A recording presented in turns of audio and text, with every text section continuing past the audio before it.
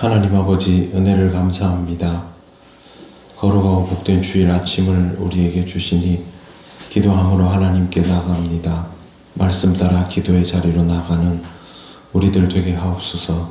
예수님 이름으로 기도드립니다. 아멘. 찬송가 446장 하나님께 찬양드립니다. 줌성 외에는 참 기쁨 없도다. 날 사랑하신 주 늘 계시옵소서. 기쁘고 기쁘도다. 항상 기쁘도다. 나 주께 왔사오니 복 주옵소서.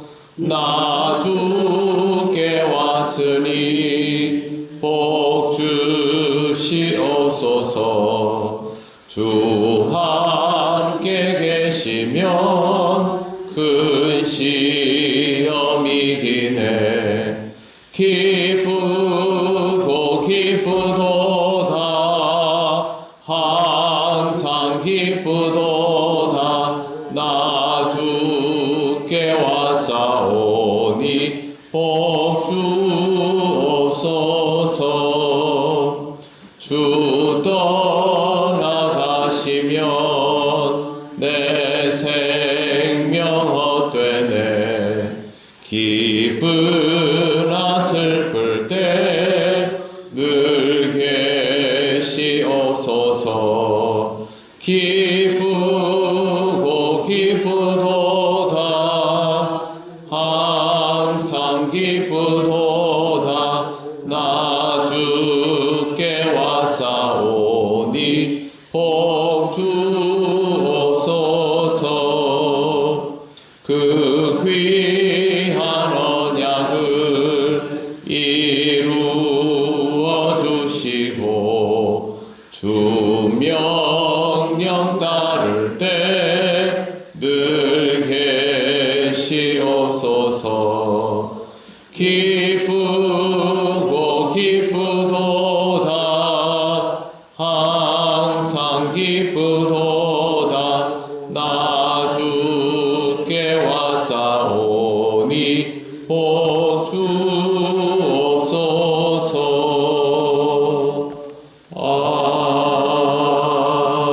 아멘. 하나님 말씀 사도행전 11장 27절에서 30절입니다. 한 절씩 교독하겠습니다. 그때의 선지자들이 예루살렘에서 안디옥에 이르니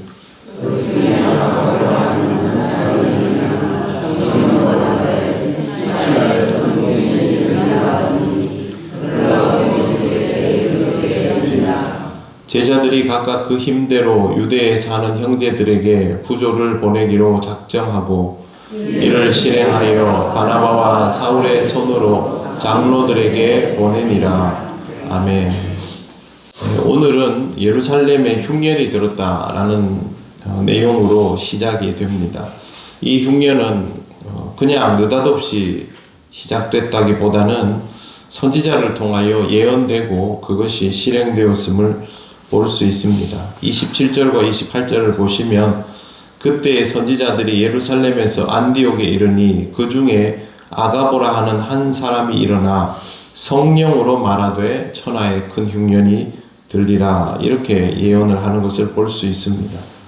성령께서 이렇게 역사하시는 일이 구체적이고 직접적으로 일어나는 사례가 아주 많았던 것이 초대교회의 특징입니다. 실제로 글라우디오 때 흉년이 들었습니다. 성경에는 천하에 큰 흉년이 들었다라고 되어 있고 영어 성경 NIV에는 로마 제국 전체에 흉년이 들었다라고 되어 있는데 실제로는 그렇게 넓은 영역에 흉년이 들었다는 기록이 없습니다. 만약에 로마 제국 전체라고 받아들이면 사실상 온 세상에 다 흉년이 들었다는 이야기가 되는데 그 정도가 되면 안디옥도 똑같이 흉년이 들게 됩니다.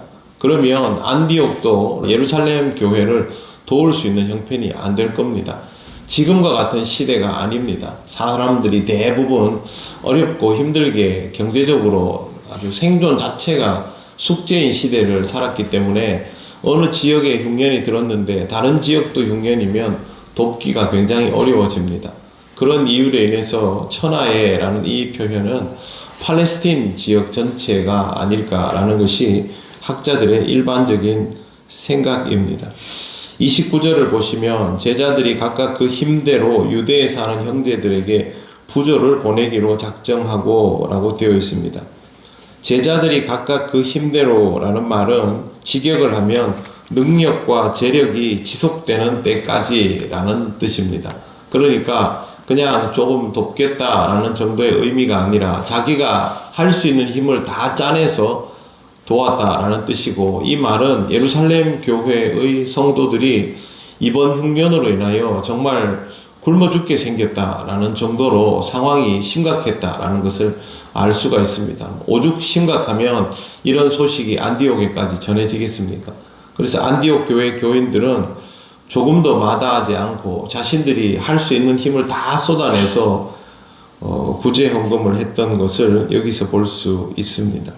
우리가 여기에서 볼 수 있는 아주 중요한 한 가지가 있습니다.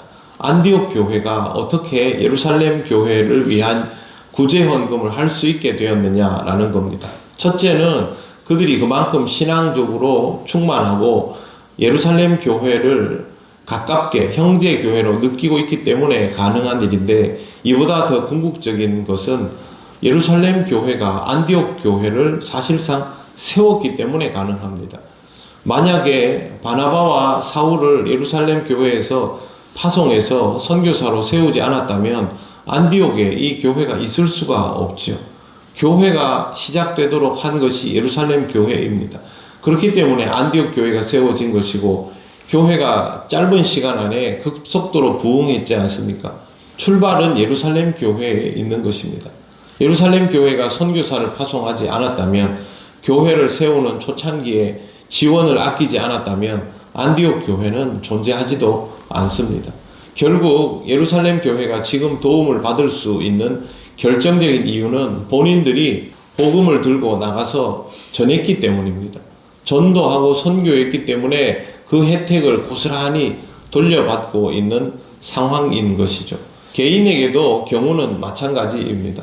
내가 복음을 누군가에게 전했습니다. 그래서 그 사람이 신앙적으로 성장합니다. 성장해서 내 신앙의 동역자가 되고 기도의 동역자가 됩니다. 그런 상태에서 만약에 내가 낙심하고 시험에 들게 되었을 때, 누군가에게 기도를 부탁해야 되고 어려운 처지에 있을 때, 내가 복음을 전한 그 사람이 내 동역자가 되어서 나를 위하여 기도해주고 내가 힘들고 어려울 때 도움을 준다면 오늘 성경 말씀과 똑같은 경우가 됩니다. 모든 상황에서 이러한 일들이 일어난다라고는 장담할 수 없지만, 그리고 우리가 예상한 시간 안에 이런 일들이 이루어진다고도 말할 수 없지만, 그럼에도 불구하고 이와 같은 일은 분명히 일어나게 됩니다. 지금 우리나라에서 선교사들 중에 미국이나 유럽에 가 있는 선교사들도 있습니다. 그 사람들이 거기에 왜 가 있느냐? 첫째는 이민자들을 위해서 가 있습니다. 그리고 둘째, 유럽 같은 지역에는 사실상 교회가 거의 소멸되어 버린 지역도 있습니다. 그러면 그곳에 가서 생활하면서 그 지역에 복음을 전하는 것이죠. 가장 쉬운 예로 이스라엘에 가 있는 선교사들이 생각보다 많습니다. 목사인데도 불구하고 목사라고 밝히지 못합니다. 그렇게 되면 문제가 생길 수 있기 때문에 제 동기도 그곳에서 이스라엘 한인회장까지 지금 하고 있으면서 자주 텔레비전에 나와서 성지순례 방송을 합니다. 그런데 거기에서는 공부하는 사람이고 학자로 알려져 있는데 실제로는 목사이죠. 오랫동안 태권도 도장을 하면서 필요할 때마다 복음을 전하는 사람도 있습니다. 그 사람도 실제로는 목사입니다. 우리나라 사람이 이스라엘에 가서 복음을 전합니다. 왜? 그들이 주 예수 그리스도를 믿지 않기 때문입니다. 복음은 거기에서부터 시작되었죠. 예루살렘 교회에서부터. 그런데 세상을 돌고 돌아서 다시 그곳으로 복음이 들어가고 있지 않습니까? 이와 같은 일들은 앞으로도 계속 일어날 것입니다. 인도네시아나 아프리카 같은 지역에서, 인도와 중국 같은 지역에서 다른 지역의 복음이 쇠락하게 될 때 오히려 그곳에 복음이 불같이 일어나고 거기서부터 선교사들이 파송되는 일이 생겨날 수 있다고 누가 생각하겠습니까? 그러나 그와 같은 일들이 저는 충분히 일어날 수 있다고 봅니다. 성경에 나오고 있는 안디옥 교회의 역사가 그와 같기 때문입니다. 안디옥 교회가 이렇게 구제한 것은 바나바와 사울을 통해서 이제 예루살렘 교회로 전해지게 되는데 30절에 보시면 바나바와 사울의 손으로 장로들에게 보내니라 라고 되어 있습니다. 본문에 사도행전에 이제 본격적으로 장로라는 단어가 언급이 됩니다. 헬라어로는 프레스비테루스입니다.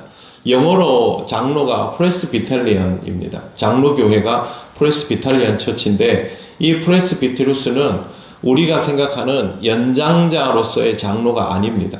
헬라어에서는 단어의 의미가 그것과는 다릅니다. 무슨 뜻이냐 하면 교회를 관장하는 사람이라는 뜻입니다.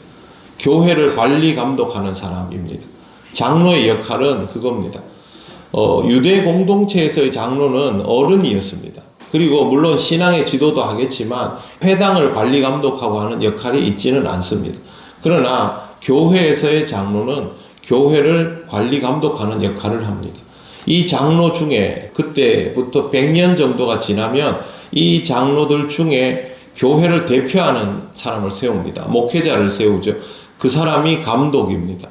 감독을 제외한 나머지 장로들에 의해서 교회가 관리 감독되고 감독이 교회를 대표하는 형태로 자리 잡아 가게 되고 그 중에서 감독의 비중과 역할이 더 커지는 개혁교회 교단이 감리교가 되는 것이고 장로의 역할과 비중이 더 무거워지는 개혁교단이 우리 장로교가 되는 것입니다. 우리는 장로교도이니까 이 장로의 의미에 대해서 분명히 알 수 있어야 하는 것이죠. 오늘 제가 말씀드리려는 것은 교회는 시작될 때부터 조직화되어 있었다라는 것입니다. 그냥 교회에서 나이 많은 사람들, 그런 사람들이 교회를 대표하고 책임지고 했던 것이 아니라 교회가 처음부터 그 교회를 책임지고 감독할 만한 사람들을 세워서 장로라고 부르고 그 사람들에 의해서 교회의 모든 신앙적인 지도가 일어났고 그 중에서 나중에 감독도 배출하게 되었다라는 것을 말씀드리려는 것입니다. 건강함을 위하여는 이런 조직적인 모습이 반드시 필요합니다. 신앙의 순수함으로 가지고 그리고 교회의 직분이 계급은 전혀 아닙니다. 계급이 되면 예수님의 가르침에서부터 멀어집니다. 그럼에도 불구하고 이 직분이 가지는 질서는 중요합니다. 교회에 소속되어 있는 우리는 항상 교회가 성경 말씀의 뜻 안에서 이루어지는 그 질서를 지켜나가면서 가는 공동체여야 한다라는 것을 잘 기억할 수 있어야 합니다. 오늘 거룩한 주일 우리는 주님의 몸된 교회로 모입니다. 이렇게 모일 때마다 주님께서 주시는 은혜를 함께 누리며 더욱 건강한 교회를 이루어 나가야 할 것입니다. 오늘도 그렇게 함께 은혜를 누려가는 우리 교회가 되기를 소망합니다. 기도드리겠습니다. 하나님 은혜를 감사합니다. 예루살렘 교회를 통하여 안디옥 교회가 세워지고 안디옥 교회를 통하여 예루살렘 교회가 또 하나님의 은혜를 누리는 것을 봅니다. 그리고 초대교회가 건강함을 지키기 위하여 조직교회로 세워졌음도 봅니다. 하나님 우리 교회가 오늘도 주님이 허락하시는 은혜 속에서 건강함을 지켜나가는 교회가 되게 하여 주시옵소서.